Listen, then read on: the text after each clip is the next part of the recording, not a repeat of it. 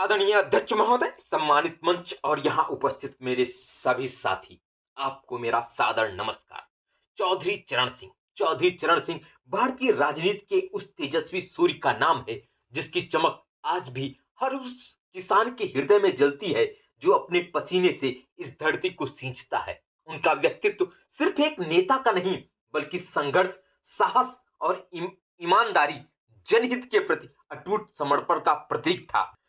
23 दिसंबर 1902 को उत्तर प्रदेश के मेरठ जिले के नूरपुर गांव में जन्मे चरण सिंह अपने बचपन से ही भारत की पीड़ा, किसानों की बेबसी और श्रमिकों की कठिनाइयों को देख रहे थे। एक साधारण किसान परिवार में जन्म लेकर भी उन्होंने कभी अपने उद्देश्य को साधारण नहीं होने दिया। शिक्षा में श्रेष्ठ रहे, हिंदी और अंग्रेजी दोनों में गहरी पकड़ बनाई और फिर उसी ज्ञान को जनता की सेवा की दिशा में मोड़ दिया। चौधरी चरण सिंह के जीवन का हर अध्याय संघर्ष से भरा था, पर हर संघर्ष में वह और भी अधिक दृढ़ बनकर उभरे। उन्होंने राजनीति को सत्ता का साधन नहीं बल्कि समाज के उत्थान का माध्यम बनाया। देश के स्वतंत्रता आंदोलन में सक्रिय भूमिका निभाते हुए उन्होंने जेल की सजा भी काटी, पर कभी अपने सिद्धांतों से समझौता नहीं किया। 1930 के सविनय अवज्ञा आंदोलन में उनकी सक्रियता, अंग्रेजों की अत्याचारों के विरुद्ध उनका दृढ़ प्रतिरोध और जनता के लिए उनका समर्पण, यह सब मिलकर उनके भीतर भविष्य के राष्ट्र नायक का बीज बो रहा था।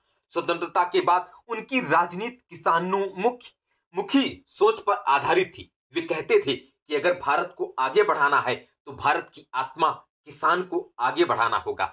यही कारण था कि उन्होंने पूरी नीतियां और पूरी लड़ाई किसानों को मजबूत बनाने के लिए लड़ी। चाहे जमींदारी उन्मूलन की ऐतिहासिक पहल हो या कृषि सुधारों को स्वीकृति दिलाने का कठिन संघर्ष, चौधरी चरण सिंह हर मोर्चे पर अग्रणी रहे।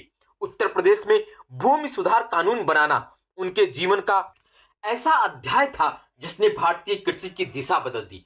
उन सुधारों ने किसान को उसकी मेहनत का मालिक बनाया, उसे सम्मान दिया, उसे आशा दी। उनका राजनीतिक सफर ऊंचाइयों और चुनौतियों का अनोखा मिश्रण था। वे कई बार विधायक, मंत्री, मुख्यमंत्री और अंततः देश के प्रधानमंत्री बने, लेकिन चाहे उनका पद जो भी रहा हो, वे हमेशा को स्वयं को किसानों का सिपाही ही मानते रहे। सत्ता की कुर्सी उन्हें कभी आकर्षित नहीं कर सकी, पर सत्ता में रहते हुए जनता के लिए किए गए निर्णय आज भी मिसाल हैं। उन्होंने कभी जनहित को राजनीति की भेंट नहीं चढ़ने दिया। उनका यह कथन आज भी गूंजता है कि किसान को मजबूत किए बिना लोकतंत्र की जड़ें गहरी नहीं हो सकती। चौधरी चरण सिंह का व्यक्तित्व जितना तेजस्वी था उतना ही निर्भीक भी।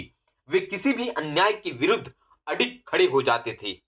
उनकी वाणी में सरलता थी पर विचारों में आग थी। वे किसानों की दुखती नस पर हाथ नहीं रखते थे, वे उस घाव को भरने के लिए नीतियां बनाते थे।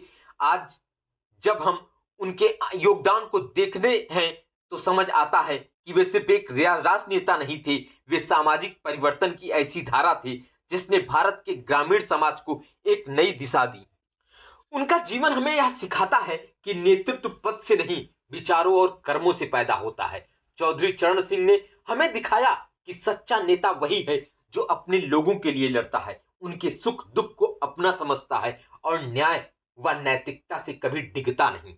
आज भी अगर भारत की कृषि व्यवस्था मजबूत खड़ी है, अगर किसान अपने अधिकारों के लिए जागरूक है, तो इसमें चौधरी चरण सिंह का अत्यंत महत्वपूर्ण योगदान है। उनकी विरासत हमसे यह अपेक्षा करती है कि हम सच्चाई, परिश्रम, न्याय और लोकहित के मार्ग पर चलें। चौधरी चरण सिंह न सिर्फ किसान के नायक थे, वे भारत की आत्मा भी थे और हमेशा हमेशा के लिए रहेंगे। बहुत बहुत धन्यवाद। जय हिंद, जय भारत, जय किसान। अगर आपको ये वीडियो पसंद आई है तो प्लीज लाइक और सब्सक्राइब जरूर करें। बहुत बहुत धन्यवाद।